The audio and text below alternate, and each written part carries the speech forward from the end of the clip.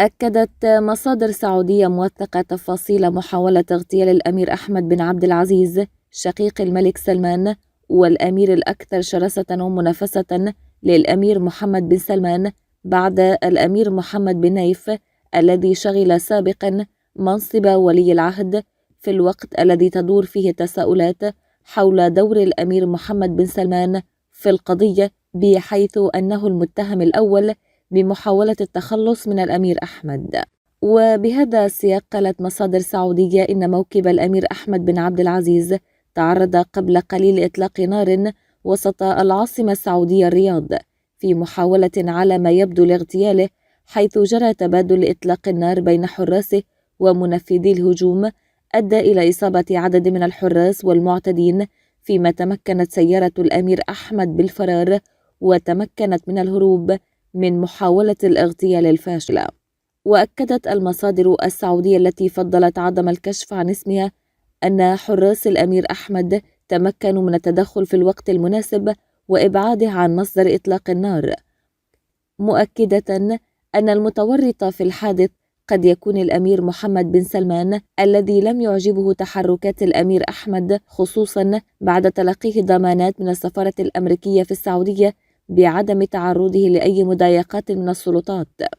وأشارت المصادر إلى أن الأمير أحمد بعث برسالة إلى هيئة البيعة وشقيقه الملك سلمان بشأن محاولة الاغتيال الفاشلة، حيث أشار إلى أنه يتهم بشكل واضح ابن أخيه الأمير محمد بتنفيذ هذه المحاولة، مطالبا بفتح تحقيق وكشف المسؤولين عن هذه الجريمة. وبوقت سابق زعم حساب إماراتي أن الأمير أحمد بن عبد العزيز شقيق الملك سلمان قد جرى رفع الإقامة الجبرية عنه، والتي كانت مفروضة بأوامر من الأمير محمد بن سلمان. وقال حساب بدون ظل الذي يعرف نفسه بأنه ضابط في جهاز المخابرات الإماراتية في تغريدة سمو الأمير الملكي أحمد بن عبد العزيز آل سعود خرج من إقامته الجبرية منذ 4 أيام. وأضاف الحساب الإماراتي حيث قامت بزيارته شقيقته الأميرة لطيفة في قصره، ولم يوضح بدون ظل طبيعة القرار الذي أخرج الأمير أحمد من إقامته الجبرية المفروض عليه منذ مطلع العام الماضي من قبل بن سلمان. والأمير أحمد بن عبد العزيز آل سعود وزير الداخلية في المملكة العربية السعودية بالفترة من 18 من يونيو 2012 حتى 5 من نوفمبر 2012، وهو الابن 31 من أبناء الملك عبد العزيز، وهو أصغر أبنائه من زوجته الأميرة حصة بنت أحمد السديري، وهو ممن يطلق عليهم لقب السديريون السبعة. بدأ تعليمه الابتدائي بمدرسة الأمراء بحياة الملك عبد العزيز بمدينة الرياض، ثم معهد الأنجال الذي أنشأه الملك سعود بالرياض، وأكمل الابتدائية والمتوسطة، وأنهى الدراسة الثانوية في المملكة العربية السعودية، وترأس فرقة الكشافة في المعهد حتى تخرجه منه عام 1381 هجري الموافق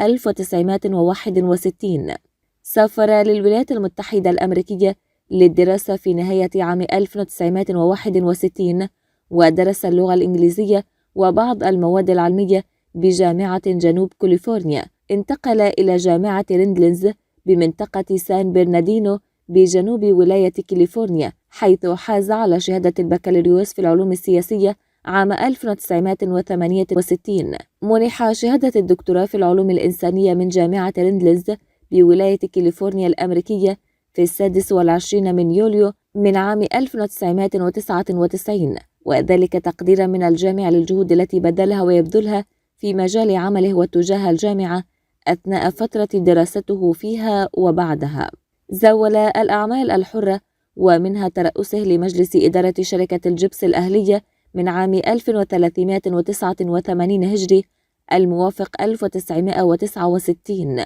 حتى نهاية عام 1390 هجري الموافق 1970. في مطلع عام 1391 هجري الموافق 1971 صدر الأمر الملكي الكريم بتعيينه وكيلا لإمارة منطقة مكة المكرمة. ومن الأعمال التي قام بها بإمارة منطقة مكة المكرمة هي توجيه ومتابعة من أمير المنطقة وقتها الأمير فواز بن عبد العزيز آل سعود. كان أول مسؤول على مستوى كبير يزور مناطق جنوب جدة الليث والقنفذة والبرك وتلمس حاجات الأهالي هناك، وكانت تلك المناطق متخلفة كثيرا وليس بها طرق معبدة، وعلى إثر ذلك أنشأ الطريق الذي يربط تلك المناطق حتى جيزان. كذلك بجهود كبيرة عقد أول اجتماع للإمارات التابعة للمنطقة بما يسمى الآن بالمحافظات والمراكز،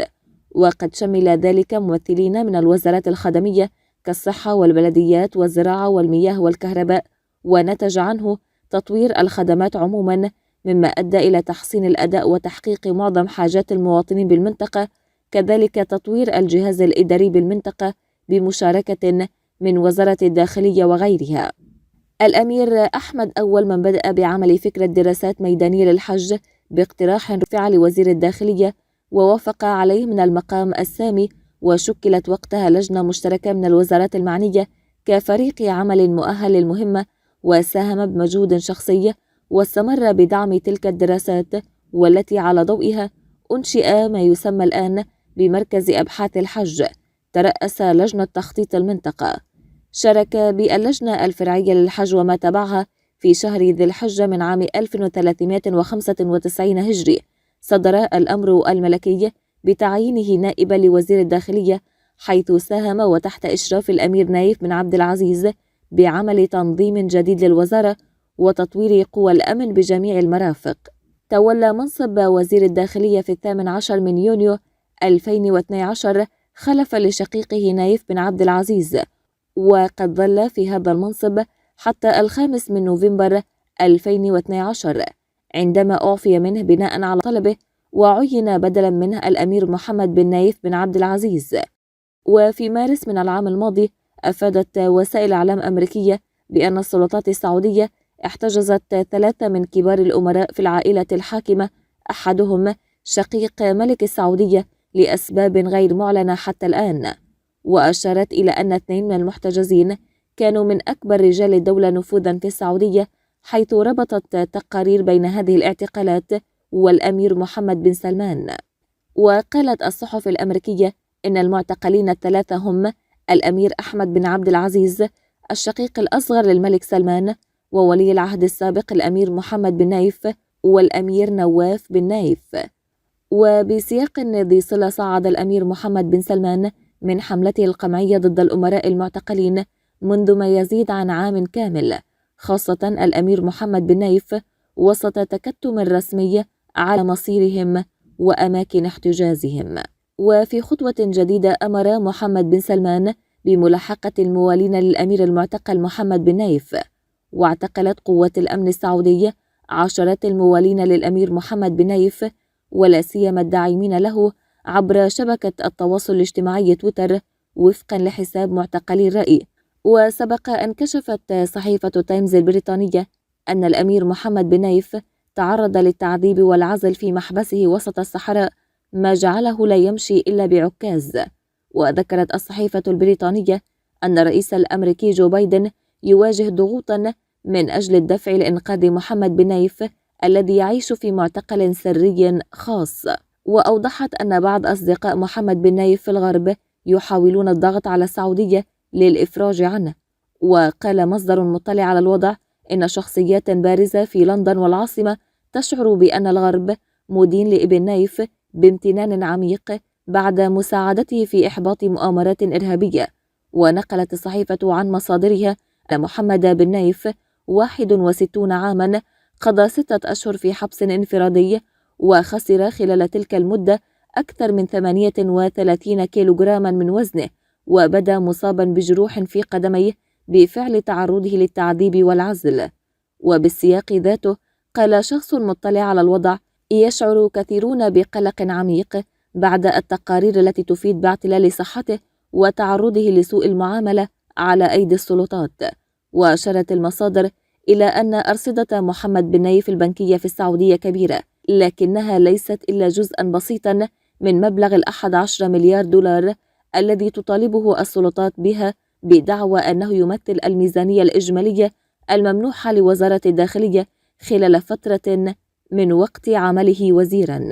ونفى أصدقاء لولي العهد السابق قطعيا سرقته الحكومة، وزعموا أنهم يتعرضون لهجوم من محمد بن سلمان بدوافع سياسية.